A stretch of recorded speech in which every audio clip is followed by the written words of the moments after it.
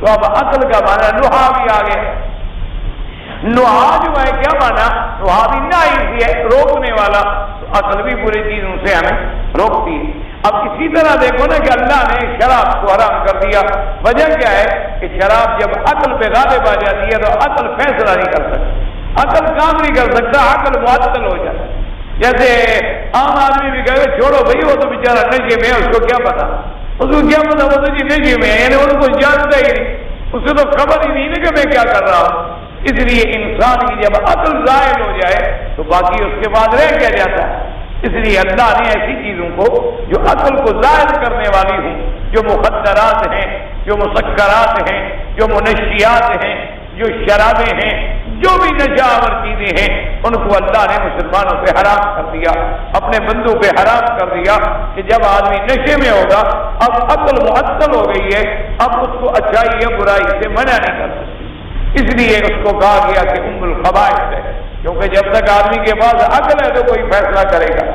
جیسے کہ وہ ایک بات مشہور ہے، ایک بڑے عابد تھے، بڑے زاہد تھے، ایک عورت تھی اس زمانے میں بڑی خوبصورت اور جمیلہ اور وضیعہ اور اللہ معاف فرمائے بڑی فاحشہ. تو اس کے دل میں لگن آ گئی کہ یہ آدمی بڑا خوبصورت جوان ہے اور یہ ہماری بات ہی نہیں سنتا ہے. اور خدا کی قدرت ہے کہ جتنا آدمی اعراض کرے اتنا دوسرا توجہ کرتا ہے.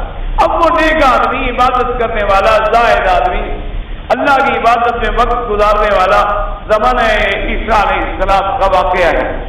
تو اب وہ تو خیر توجہ ہی نہ کرے، اس نے غیر عورت کی طرف تو نظر ہی نہیں اٹھانی. ایک دن عورت نے چالاکی کی کہ اپنے نوکروں کو بھیجا کہ اس پادری کو یا راہب کو جا کے کہیں کہ ہمارے گھر کے اندر ایک نکاح کا معاملہ ہے اور اس کے اندر آپ کی شہادت اور گواہی کی ضرورت ہے. تو اس لیے آپ تشریف لے آئیں، کیونکہ نکاح کے اندر ضروری ہوتا ہے کہ گواہ جو ہیں وہ بڑے اچھے ہوں، گواہ جو ہیں وہ عادل ہوں، امانت والے، دیانت والے، دین والے، اسلام. نکاح کے اندر گواہوں کی عدالت اور دیانت بعض ائمہ کے نزدیک ضروری ہے. حتیٰ کہ بعض ائمہ فرماتے ہیں کہ عام فاسق فاجر اگر گواہ بنے تو نکاح ہی نہیں ہوگا. تو یہ تو الحمدللہ بعض ائمہ نے گنجائش نکالی کہ چلو مسلمان ہے جیسا ہے جو نکاح ہو جائے گا، ورنہ بعض ائمہ تو شرط لگاتے ہیں کہ گواہ جو ہے اس کا عادل ہونا، اس کا دیانتدار ہونا، اس کا فسق اور فجور سے پاک ہونا خصوصی طور پر نکاح کے معاملے میں ضروری ہے کہ ایسے آدمی گواہ ہوں جو دیندار ہوں، نمازی ہوں، عابد ہوں، اچھے ہوں، بددیانت نہ ہوں، گناہ گار اور فاسق فاجر نہ ہوں. خیر وہ بیچارے اور دین کے دھوکے میں آ گئے اور نکاح کا معاملہ ہے، گواہی کی ضرورت ہے اور اللہ کا حکم ہے کہ کوئی گواہی کے لیے بلائے تو انکار نہ کرو. تو وہ چلے آئے اور اس کے محل میں اس نے بٹھا دیا. جب وہ آ کر کمرے میں بیٹھ گئے تو اس کے بعد اس نے اپنے محل کو بند کروا دیا اور ان کے پاس آئی اور کہا جی میں نے کوئی نکاح شکاح کے لیے نہیں بلایا آپ کو، میں نے تو اپنی غرض پوری کرنے کے لیے آپ کو بلایا.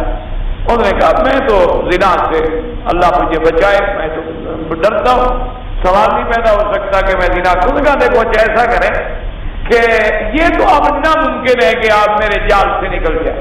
اللہ معاف فرمائے عورت کا فتنہ دعا کریں اللہ ہر مسلمان کو بچائے، اللہ تبارک و تعالی ہر مسلمان کو محفوظ کرے. حضور صلی اللہ علیہ وسلم نے یاد رکھنا اپنی موت سے پہلے، اپنی وفات مبارک سے پہلے آپ نے 3 دفعہ فرمایا ایاکم وفتنۃ النساء، ایاکم وفتنۃ النساء، ایاکم وفتنۃ النساء. حضور نے فرمایا خبردار عورتوں کے فتنے سے بچنا، خبردار عورتوں کے فتنے سے بچنا، خبردار عورتوں کے فتنے سے بچنا.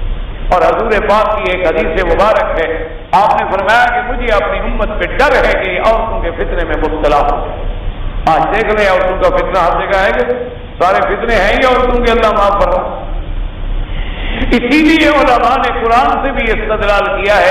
انہوں نے کہا اللہ نے جہاں شیطان کا ذکر کیا ہے قرآن میں تو وہاں فرمایا ان کید الشیطان کان ضعیفا، کہ شیطان کا مکر جو ہے وہ کمزور ہے مومن کے لیے، لیکن ان کید کن عظیم، عورتوں کے لیے کہ عورتوں کا مکر بہت بڑا ہے، یعنی وہ شیطان سے بھی بڑا کہ عورتوں کے مگر میں مومن بھی آ جاتا ہے، ایمان والا بھی آ جاتا ہے، بڑے سے بڑا آدمی بھی آ جاتا ہے.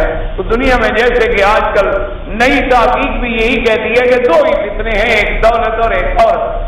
جہاں دولت بھی ناکام ہو جائے وہاں عورت اثر کر رہی ہے. اللہ اللہ تبارک و تعالیٰ بچائے ہر مسلمان کو اور ہر کلمے پڑھنے والے کو اس فتنوں سے محفوظ رکھے.